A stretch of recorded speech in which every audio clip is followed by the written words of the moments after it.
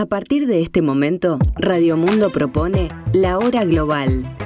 Desde el Paralelo 35, un enfoque sobre los entretelones de la actualidad internacional. Conducción, Gustavo Calvo. Participan Leo Harari y Ricardo Barbosa.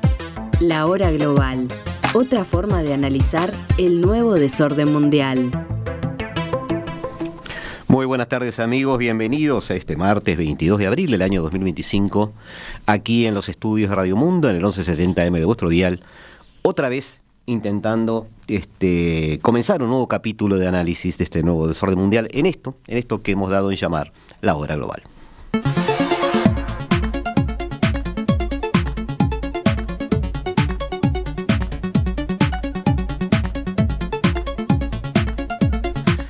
Hoy vamos a abordar un tema específicamente a lo largo de todo el programa. Vamos a hacer algunos análisis y después algunos comentarios finales. Es un tema que en realidad lo queremos armar en formato de mesa de debate. Lo estamos preparando para dentro de 2 semanas, pero queríamos dar hoy una especie de raconto de algunas opiniones o puntos de vista, porque se va a volver central en esta semana que viene. Ahora ya les aclaramos de qué se trata. En particular ahora lo primero que estamos haciendo es tratando de ver en qué está el mundo, como siempre. A veces hemos traído algunas grabaciones o sonidos de agencias internacionales. Hoy simplemente voy a hacer un raconto básicamente de noticias que yo tengo aquí en carpeta, sobre las que después comentaremos. La primera de ellos son los anuncios contra la migración de la administración Trump, que en realidad se están transmitiendo en cadenas de televisión que alcanzan al público mexicano. Algo que la presidenta de México, Claudia Sheinbaum, marcó como inaceptable. Por lo tanto, ella va a retomar, así lo indicó esta mañana, las normativas necesarias para que se pueda prohibir ese tipo de avisos, ¿no? Tenemos ahí un nuevo capítulo, esta especie de enfrentamiento dialéctico, político, económico entre Donald Trump y su vecino del sur. Seguramente eso lo podremos atender en línea con Mariana Aparicio la semana que viene, con quien queríamos poner un poquito al día el tema de México. Por otro lado, sabemos que ha habido algunas repercusiones sobre la presión que está ejerciendo la administración Trump sobre las universidades en Estados Unidos, en particular aquellas que han dado cabidas a muchas becas desde el exterior, la mayoría de ellas. Hay muchísima población itinerante, estudiantes de paso, que estudian en universidades de Estados Unidos, pero lo que a la administración Trump le ha molestado es la participación casi masiva de los estudiantes en manifestaciones que tienen que ver con la protección o la defensa de los palestinos frente a la operación militar que está realizando Israel en Gaza. Bueno, eso ha derivado en que la Universidad de Harvard en particular ha tomado un poco la bandera de esa especie de resistencia y ha demandado al gobierno de Trump, ya que Washington había congelado miles de millones de dólares en asistencia de fondos federales a la universidad. Ese tipo de cosas también en realidad no lo vamos a tratar en modo de debate, sí lo vamos a mencionar y vamos a hacer alguna reflexión sobre Estados Unidos en particular y todos estos extremos, tratando a Estados Unidos como una unidad separada. Hay algunas repercusiones a nivel geopolítico del fallecimiento del Papa en estos días y obviamente lo vamos a manejar aquí seguramente el jueves con Ricardo Barbosa. Queremos tener especial cuidado en aquellos temas que tienen que ver con la geopolítica y aquellos que no. Por otro lado, China empieza también no vamos a decir amenazar, pero sí a plantar sobre la mesa la posibilidad de manejar alguna serie de elementos por los cuales respondería a los aranceles de Trump o a la presión de que Trump está ejerciendo sobre terceros países. Y bueno, aquellos países que firmen acuerdos comerciales con Estados Unidos que pudieran ser dañinos para la economía china, China empieza a decir en voz alta que podrían generar algún tipo de repercusión en la relación de China con esos países. Hay que tener mucho eso muy en cuenta, porque también sería una señal de que China abandonaría una política pasiva en ese sentido, o por lo menos de perfil muy bajo, para manejar una exposición de enfrentamiento directo con Estados Unidos. Lo veríamos. Ahora sí, me gustaría ya entrar en tema. Hoy vamos a tratar de hablar o de acercarnos, por lo menos, a el análisis de un país que va a tener alguna repercusión en esta semana, más que nada por algunas reuniones que se van a realizar, más que nada por alguna visita de alto nivel y también por la activación de un acuerdo que implica ese tan demorado giro de Estados Unidos al Indo-Pacífico. Estoy hablando de la India. J.D. Vance está iniciando una visita a la India que tiene algunas características familiares, como la que tuvo su visita a Italia hace poco, pero además tiene que ver con una reunión anual que va a realizar el Quad. El Quad, si ustedes recuerdan, es esa alianza que primero tuvo que ver con el tsunami en Indonesia ya por el 2004, pero que después se consolidó en una especie de alianza de seguridad y que llegó a tener algunas maniobras navales en común entre Australia, Japón, India y Estados Unidos. Esa reunión del Quad se va a realizar en próximos días, va a estar J.D. Vance presente, también algunos elementos del gobierno de Estados Unidos que ya están viajando, y la idea de Trump es empezar a activar ya una presencia marítima coordinada dentro del Indo-Pacífico, que implique ya ahora con la presencia de Australia nuevamente. Australia se había retirado del Quad debido a que eso estaba afectando, según el primer ministro anterior, sus relaciones comerciales con China y podría traer algún tipo de perjuicio, pero según la visión del nuevo primer ministro, opta por la alineación occidental, y eso de alguna manera refuerza este circuito de 4 países, digamos. Tenemos que tener en cuenta que la joya de la corona de estos 4, digamos, a los efectos del Indo-Pacífico es la India, ¿no? Es decir, Estados Unidos apuesta a, de alguna manera, integrar a la India, que ha tenido siempre una política geopolítica muy ambivalente, integrar a la India a alguno de los bloques o por acercarse a alguno de los bloques, teniendo en cuenta además que India también tiene una relación bastante especial con Estados Unidos, pero lo vamos a analizar en los próximos minutos. En cuanto a la guerra comercial desatada por Estados Unidos, bueno, hay un problema fundamental no solo con la India, y le pido a Sara la primera imagen, que es que la India está en un vecindario complicado desde el punto de vista geopolítico. Allí tenemos a la vista un mapa cualquiera de Asia, para quienes nos están siguiendo en la transmisión en video, por la cual vemos 3 grandes focos, digamos, o 4 grandes focos de atención en cuanto a esto. Obviamente China y su presencia avasallante en estos momentos dentro del panorama asiático. Allí está la India también, que podría o no ser un contrapeso, y lo podríamos analizar. Y está a su lado Pakistán, un potencial adversario. ¿Por qué digo potencial? Porque de alguna manera algunos puentes India y Pakistán han tendido para lograr una cierta convivencia en aquellos elementos que son para ellos fundamentales. Pero además hay una cadena de estados allí, que es lo que llamamos normalmente el sudeste asiático, donde está, bueno, ya los conocemos, ¿no? Burma, Tailandia, Vietnam mismo, todo el espectro de Malasia, digamos, que también juega geopolíticamente, aunque ellos tienen en sí una relación comercial ya asentada, institucionalizada a través de lo que se llama ASEAN, juega también hoy geopolítica, porque hoy también está queriendo pivotear, y esto es lo que les estamos adelantando, queriendo pivotear entre los 2 bloques. Y finalmente queda un poquito así fuera de mapa, pero hacia el sur está Australia y Nueva Zelanda, países WASP, que forman parte del esquema del manejo de Occidente. La guerra comercial desatada por Estados Unidos, con foco principal en China, puso al resto de los países, y sobre todo a estos que estamos viendo, en disyuntivas geopolíticas. Incluso para grandes economías como la de la India, que tenía prevista una especie de autonomía estratégica en ese sentido. La India se comprometió en la participación en los BRICS, por ejemplo. Le pido la tercera imagen a Sara, donde con China, Brasil y Rusia y algunos otros, pero sobre todo China, Brasil, y sobre todo China y Rusia, digámoslo así, generó una especie de conformación de una especie de desafío en cuanto al poder económico de los Estados Unidos. El área de la moneda fue su gran campo de batalla en los primeros meses, generando una especie de alternativa o elaboración de una doctrina alternativa a la hegemonía del dólar, pero a la vez, como acabamos de decir, esa alianza estratégica Indo-Pacífica, Quad, con Japón y con Australia, maneja una cercanía a Washington que no acaba de tomar forma, digamos.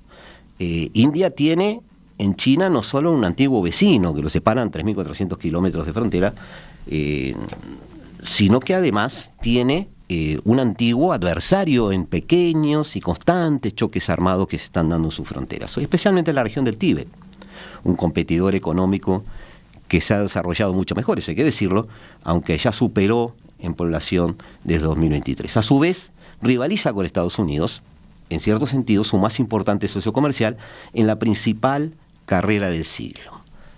Hoy hablábamos de Harvard, hoy hablábamos de universidades de Estados Unidos.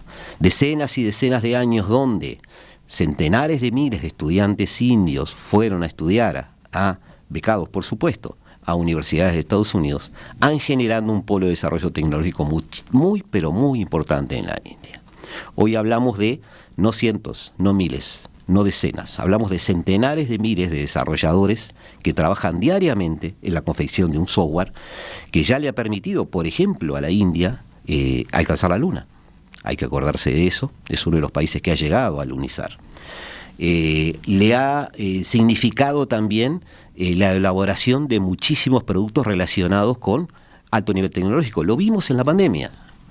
Tuvimos así cerca de 13.400 millones de vacunas, perdón, 1.350, le agregué un cero, 1.350 millones de vacunas que fueron fabricadas en India ante esa emergencia.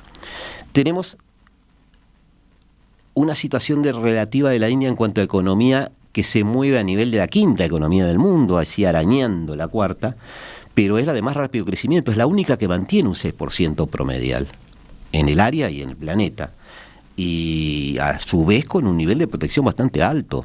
Tiene aranceles que maneja, tiene aranceles que serán atacados por Trump, que ya han sido atacados con Trump, y tiene por lo tanto un buen material como para poder sentarse a una mesa de negociación con Washington y empezar a decidir su futuro desde el punto de vista comercial.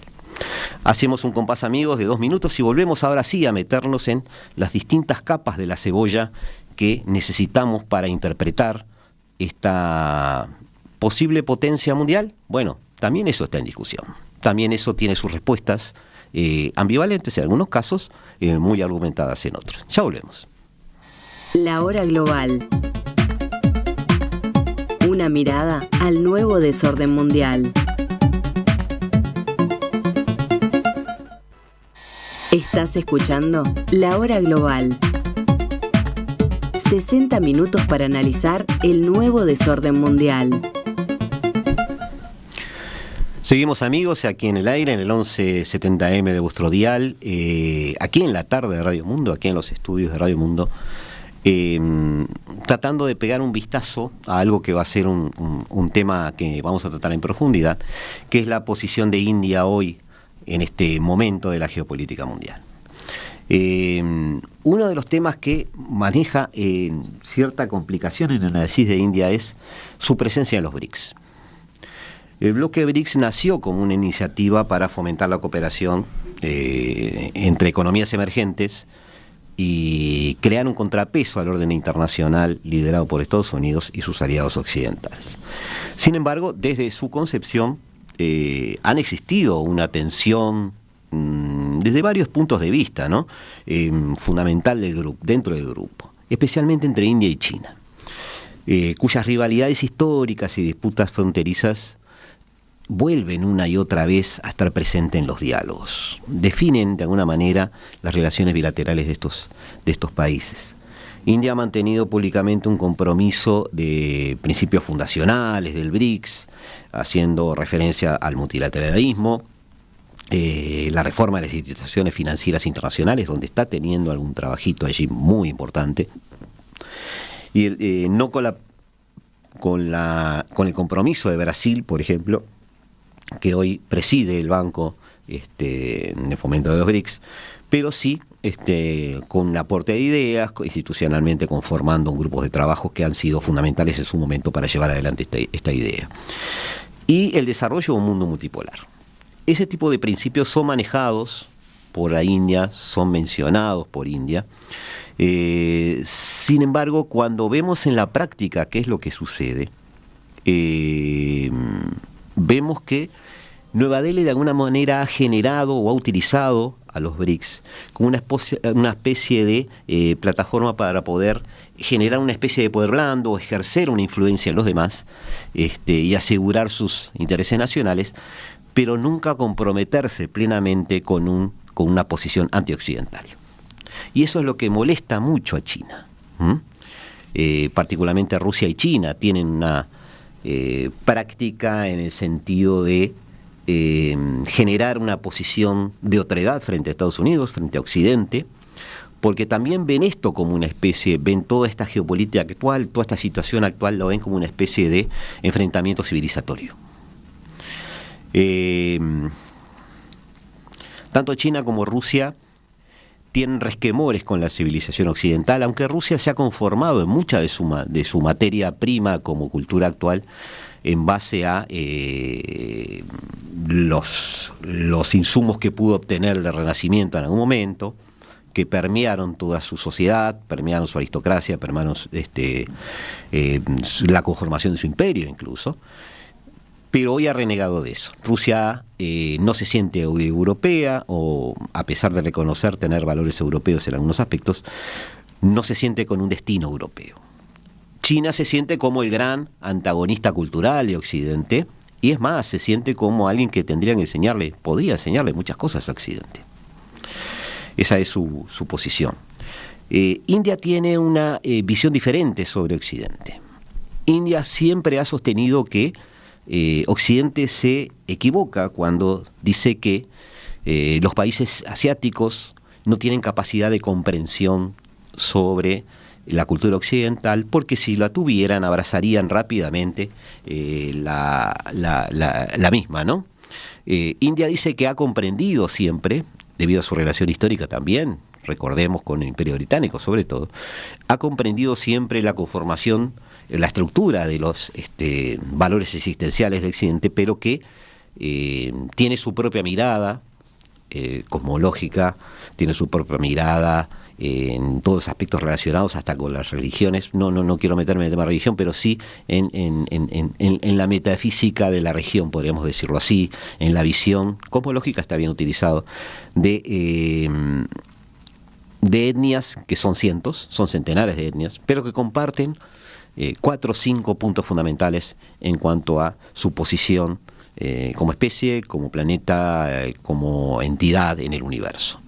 Todo eso para India no implica un choque con Occidente, sino implica una complementación con Occidente, cosa que no es el sentimiento que prevalece hoy ni en Beijing ni en Moscú. El nuevo Banco de Desarrollo que recién mencionábamos, donde Brasil tuvo mucho protagonismo, no contó con participación efectiva de India al momento de implementarlo ni de aportar. Los intentos de desdolarización de las economías emergentes, recordemos que sobre todo Rusia por obligación y China por estrategia están intentando desdolarizar el comercio entre aquellos países que implican el universo BRICS. India participa activamente en esas instituciones, pero no ha desdolarizado nada, sigue acopiando dólares, sigue fortaleciendo sus vínculos económicos y ahora militares también con Estados Unidos, creando lo que algunos analistas llaman la política exterior del malabarismo. La relación China-India es complicada, sobre todo por un aspecto. Le voy a pedir a Sara la imagen número 6. Está chocando India con... Allí tenemos esto es del orden mundial, tenemos allí un mapa donde detalla lo que se llama el cerco chino a India. Y China se enfrenta a 2 o 3 situaciones. En primer lugar, existe ya de por sí, digamos, una especie de imperativo del comercio internacional o de las rutas marítimas del comercio internacional, una especie de trasvase, una especie de rodeo del continente indio, cuando se hace referencia a la transferencia de bienes desde la lejana Asia, digámoslo así, hasta, por ejemplo, el mercado de mayor poder adquisitivo hoy, que es el europeo. Debe pasarse por allí, yo digo siempre que está por allí abajo el estrecho de Malaca, que es el gran gestor de esta logística. Pero también ha implicado, en primer lugar por un imperativo de las circunstancias, es decir, esos son los tráficos hoy de comercio. En segundo lugar, China tiene una estrategia ya explícita. China ha generado lo que se ha llamado la segunda ruta de la seda.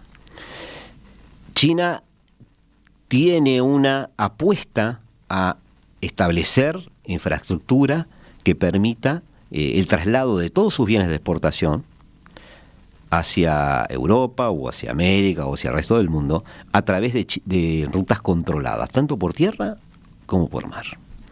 Y en ambos casos, India está en el medio. Ese es un poco el tema. India está en el pasaje de todo lo que China quiere hacer para sacar su mercadería. En este contexto, eso de participar India en el BRICS puede para uno, sumando a todos los enfrentamientos que han tenido entre ellos desde el punto de vista fronterizo, puede parecerse a aquello de mantén cerca a tus amigos pero más cerca a tus enemigos, ¿no? Al permanecer dentro del bloque, Nueva Delhi tiene un canal directo de comunicación con Beijing, que lo necesita, o sea, son realistas, tanto China como India. Puede monitorear de cerca las iniciativas chinas. Además, utilizará esa plataforma para proyectarse como un poder mediador entre Occidente y Oriente cuando sea necesario, y créanme que va a ser necesario, aumentando así su relevancia geopolítica global. Pero por otro lado, la propia India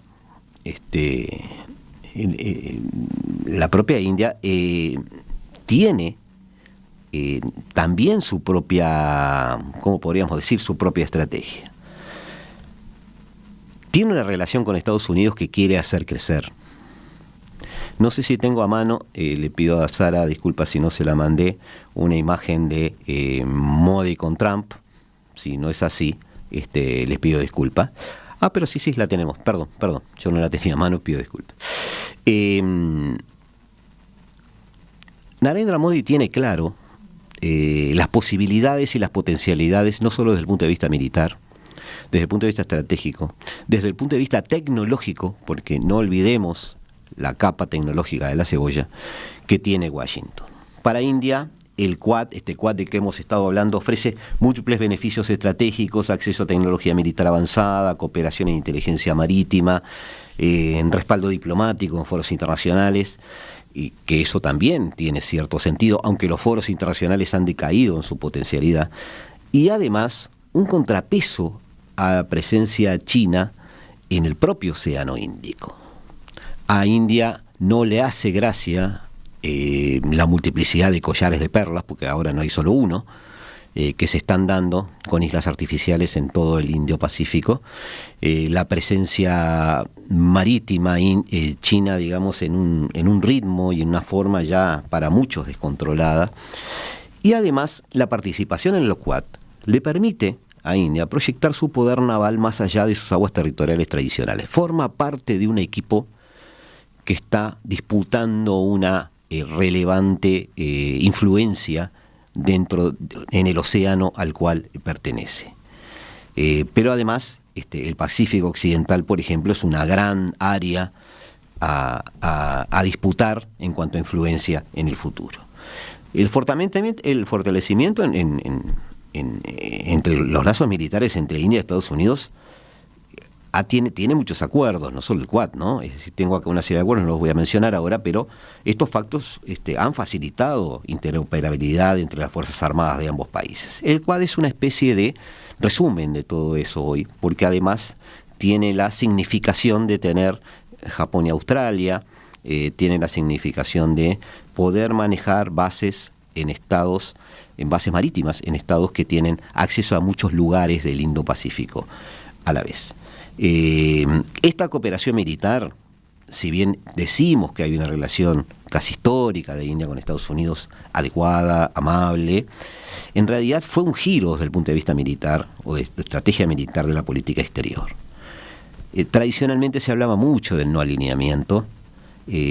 Al abrir sus puestos e instalaciones militares a las fuerzas estadounidenses, India está de facto facilitando la proyección de poder estadounidense en el Océano Índico, lo sabe.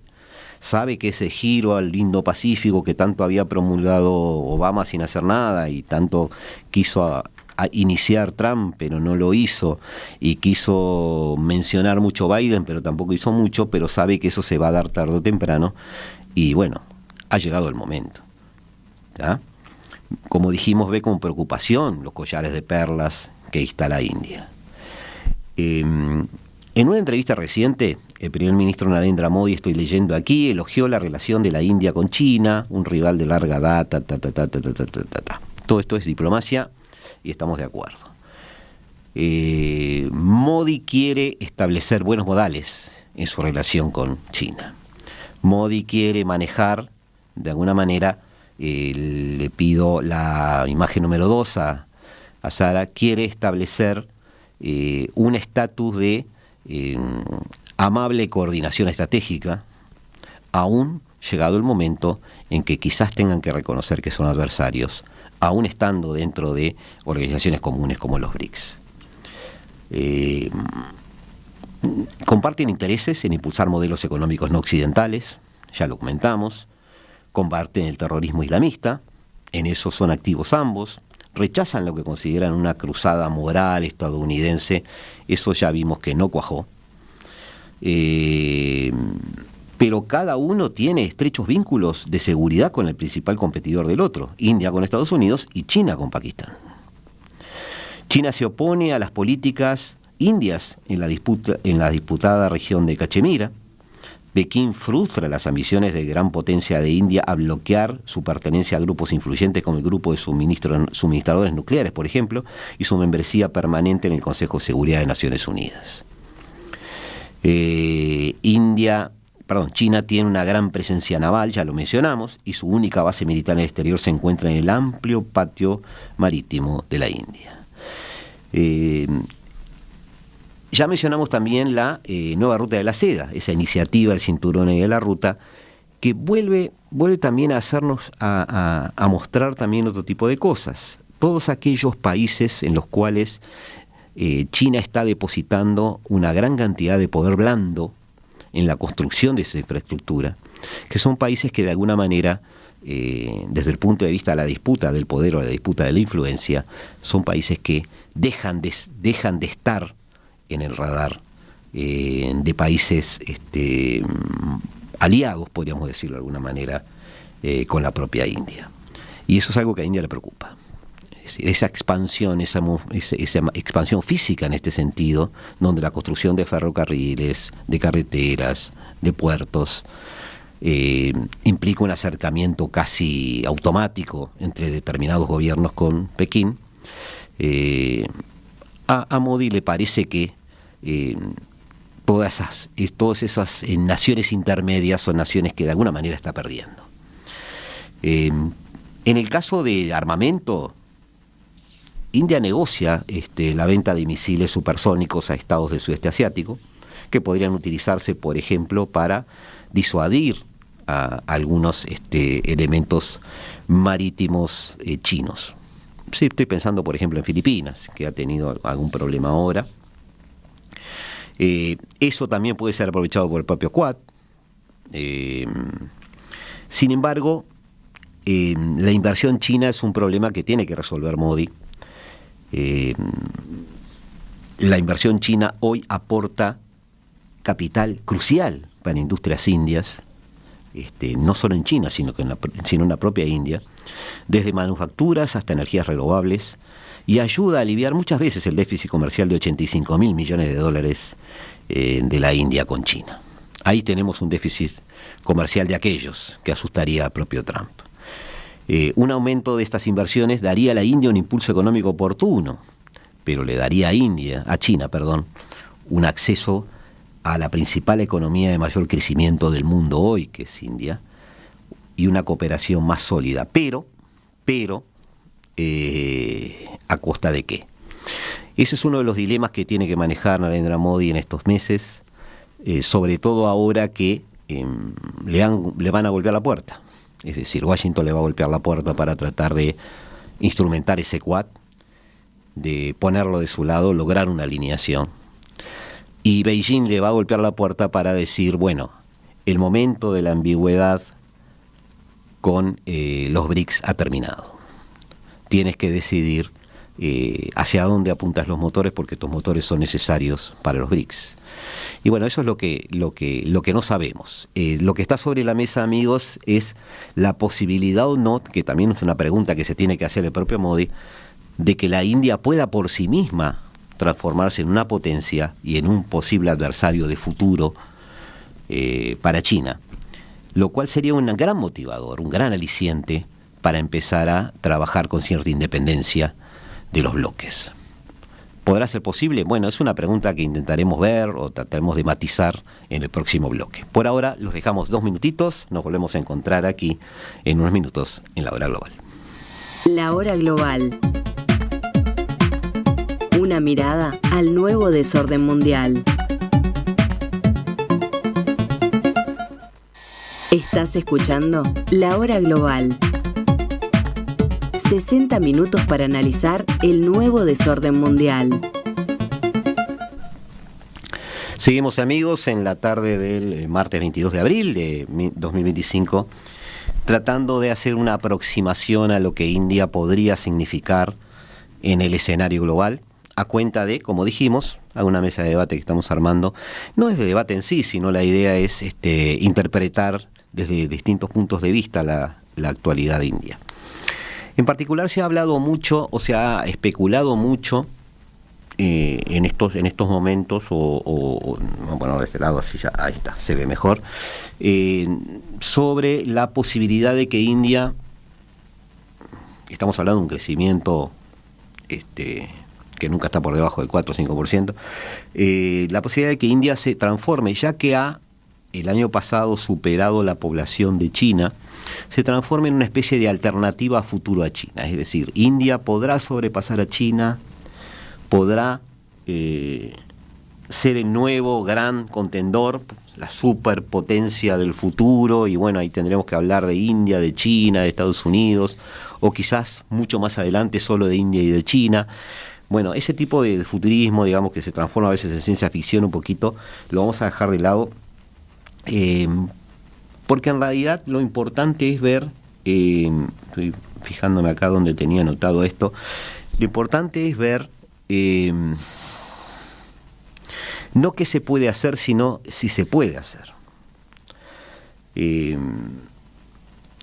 China ha crecido mucho, ha crecido en base a una cierta coherencia social. Tenemos que entender que no estamos hablando de desarrollo, estamos hablando de una coherencia social, aún en la pobreza. Aún después de la Revolución Cultural, aún después de 1949 en adelante, la coherencia social o la cohesión social empezó a darse como un proceso irreversible en China. Bajo un régimen o bajo otro, hacia la pobreza o hacia la riqueza, la fragmentación de la sociedad china empezó a disminuir. En China hoy, creo que es un 90% de China, hoy es de la etnia Han. Cuando Xi Jinping hace una referencia o hace algún tipo de discurso a los chinos en cuanto a lo que pretende ser el partido en el futuro, está siendo escuchado y entendido por 9 de 10 chinos, y las políticas son aplicables a ellos. Eso es fundamental a la hora de establecer políticas y estrategias, porque más allá de los sistemas democráticos o no, liberales o no, autoritarios o no, la transmisión de la comunicación no presenta un problema. Más bien es una herramienta, obviamente, más bien es manejada además de una forma que todos conocemos, es muy profesional en cuanto al convencimiento, en cuanto a la estructuración del relato, en cuanto a presentar hacia futuro algo creíble. Se logra bastante eso. En el caso de la India las cosas no suceden así, porque la propia Constitución india, tan respetuosa y tan encargada de manejar compartimientos estancos en la sociedad india en cuanto a sus etnias, en cuanto a sus lenguajes, en cuanto a sus autonomías regionales. La naturaleza de la Constitución, que está dada por la naturaleza de la sociedad, presentan ciertas restricciones a la comunicación. Podríamos significarlo, bueno, justamente con ese 90% del que estábamos hablando. Cualquier líder indio que hable cualquier idioma, cualquiera de todos los lenguajes que se manejan allí, le pido a Sara la imagen 5, ahí tenemos uno cualquiera de las imágenes de etnias para hacer un análisis, en ese caso creo que habla de alfabetización, nos implica ver todas esas indias a la vez, no es solo una. ¿Tá? Cualquier líder indio que quisiera instrumentar un discurso de tipo político nunca llegaría a más del 40%. Nunca sería escuchado, comprendido y seguido por más del 40% de los indios, con mucha suerte. Si hablas en hindi, bueno, podría llegar a todos aquellos poblados y toda aquella estructura al norte hindi, podríamos llamarlo de alguna manera. Si hablas en inglés, porque hay una rémora social en ese sentido, vas a llegar a las clases altas de todo el país, pero no estarías sobrepasando más del 29% de lo que te estén escuchando. Si hablas, por ejemplo, tamil, estoy haciendo referencia, estos no son ejemplos míos, son tomados de algunos discursos que hacen referencia a esto. Si hablas en tamil, por ejemplo, y por supuesto cualquier oyente que me quiera corregir a las órdenes, pero creo que es bastante coherente lo que he leído y lo que he interpretado, llegas a 70 millones en Tamil Nadu, por ejemplo, y 70 millones en la India es nada. ¿Tá? Si hablas Malayalam, por ejemplo, mucho menos, 40 millones. Es una enorme diversidad, pero enorme diversidad, que dificulta la aprobación de las propias políticas. Y se puede ver después de cada elección. Estamos acostumbrados a ver elecciones que demoran meses en conformar un nuevo gobierno. Y la tremenda lucha sobre cómo conformar luego coaliciones de gobierno, salidas de esos votos. Pero además, en esta Constitución, como decíamos, que mantiene unos 30 o 40 grupos étnicos definidos, que pueden ser alcanzados por el paraguas constitucional, pero que además manejan dentro de ellos, o esta misma bolsa, más de 300, 320 dialectos e idiomas. Es un gran logro que exista la Constitución en sí, pero es muy difícil, muy difícil, llevar adelante una política pública que sea comprendida por la población. Por supuesto que habrá medios autoritarios de imponerse. No es la idea que maneja hoy la India, por más que se vea en Narendra Modi un líder con una impronta de concentración de poder, etcétera. No estamos en una situación donde podríamos llamar una dictadura pura y dura a la India. El problema sería entonces la Constitución. No, la Constitución refleja una estructura étnica y social que, al ser respetada, maneja como especie de, vamos a llamarlo, pequeños grupos o pequeñas burbujas en todo el territorio de identidades diferentes. Una estrategia de crecimiento pasa las 1001 para poder ser llevada adelante. La India está creciendo en números, no está creciendo en potencialidades internas en cuanto a sus tecnologías en forma pareja. No está generando niveles educativos parejos y masivos como lo está haciendo, por ejemplo, China. Porque no puede hacerlo, porque tiene fronteras internas que implica el tratamiento de cada región casi como un país diferente. Y a esto le sumamos otra categorización de la que no he hablado, que es lo que se denomina el sistema de castas. Una de las bases de la cohesión de la sociedad china y uno de las bases del éxito de llevar adelante políticas unificadas en China es la asunción por parte de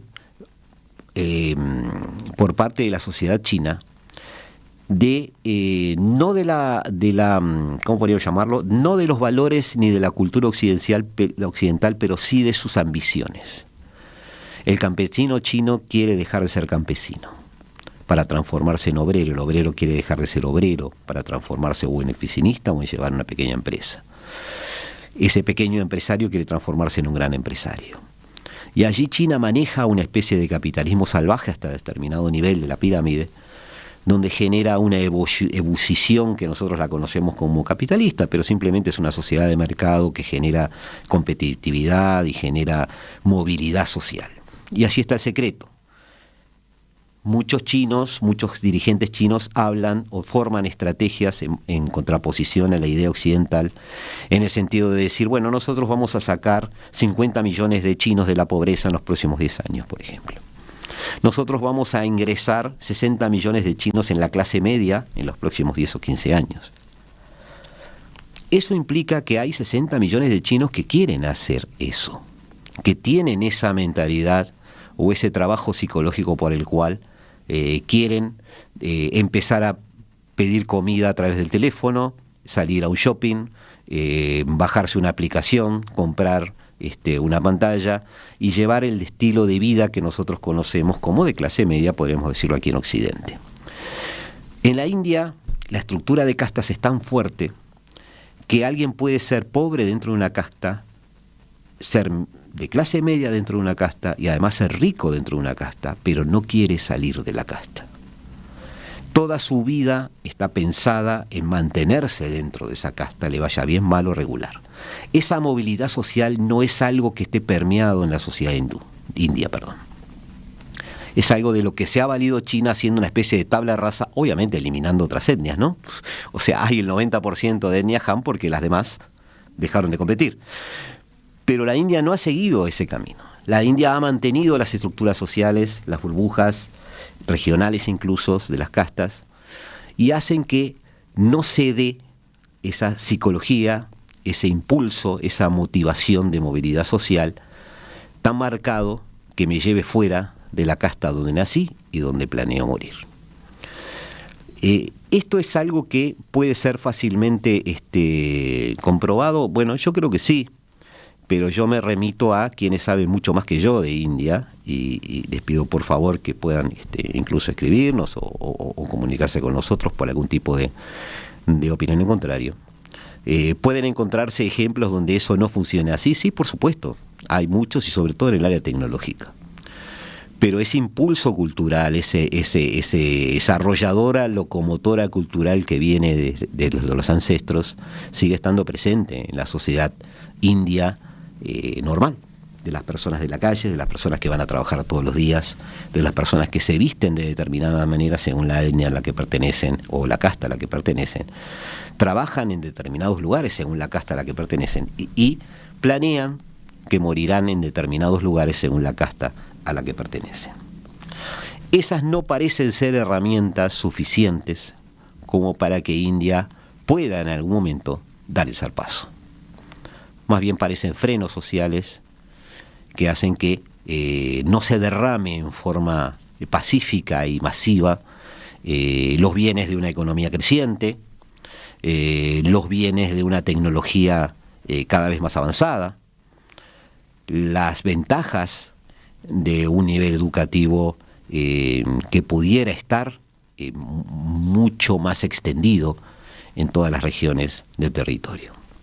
Esta es una interpretación de por qué India tiene frenos para poder dar ese zarpazo al primer lugar que aspira a dar en el momento en que China deje de crecer, lo está haciendo en este momento, y pueda para algunos llegar a una especie de meseta, que no queremos que suceda por ahora, pero algunos, digamos, hacen hipótesis con esos insumos, y nos parece que son elementos que tienen cierta relevancia y que de alguna manera explican esa imposibilidad intrínseca de la India de ir más allá de determinadas líneas rojas. Eso es un poco lo que hemos visto. Nos ha llegado acá algo, amigos, después lo comentamos con ustedes. No sé por qué nuestro gran amigo y partícipe de este tipo de producciones, que es Gastón, se está riendo. ¿Qué es esto? Me está llegando un libro de Alma Bolón y Daniel Gatti. Ahora lo comentamos al final. Lo comentamos. Bien. Volviendo a esto, queríamos redondear esto. India es un jugador global. India es, de alguna manera, un contendiente, sí lo es. India está jugando ambivalente, sí, lo está jugando, está jugando ambivalente en cuanto a su posición, en respecto a los bloques que están hoy conformando el planeta. India es a futuro un jugador. ¿Va a ser un número uno? Bueno, es lo que nosotros hemos tratado de evaluar hoy con muy pocos elementos, pero con algunos insumos interesantes, y les pedimos que piensen sobre esto, estén atentos a que vamos a tratar de dar de alguna manera respuesta a todo esto con gente que esté sobre el terreno, y nos vamos a, en unos minutitos ya, despedir de ustedes. Me está llegando esto que se llama Palestina, papel y plomo. Es un libro que ya hacemos referencia a él, de Alma Bolón y Daniel Gatti. Habla sobre las peripecias que está viviendo el pueblo palestino. Daniel Gatti es un periodista licenciado en Historia por la Universidad de París. Alma Bolón es profesora titular de literatura francesa y profesora agregada de lingüística aplicada del UDELAR, que ejerció además como docente en los profesorados de francés y idioma español. Fue exiliada y refugiada en Francia, estudió en la Universidad de París. Les prometemos algún comentario sobre esto. Tiene que ver con nuestra presencia global, tiene que ver con un tema que merece ser tratado a fondo. Nosotros no hemos tenido la capacidad de poder manejar muchas alternativas en cuanto a opinión sobre este tema. En general están muy fragmentadas en algunos casos, pero muy obstaculizadas en poder hablar. Algunos son diplomáticos que no pueden hablar sobre el tema palestino, otros son personas que están defendiendo una posición extrema y que de alguna manera nos complica un poco el análisis. Preferimos en ese sentido tratar de armar una mesa ya donde se puedan confrontar algunos puntos de vista, y también trabajaremos en eso. De parte nuestra, amigos, les vamos a decir muchas gracias por la compañía. Ha terminado este martes, para nosotros 22 de abril del año 2025, este capítulo de La Hora Global, el cual, por supuesto, agradecemos sobre todo su atención, su paciencia, su compañía, que para nosotros es fundamental. Nos vemos. Chao, chao.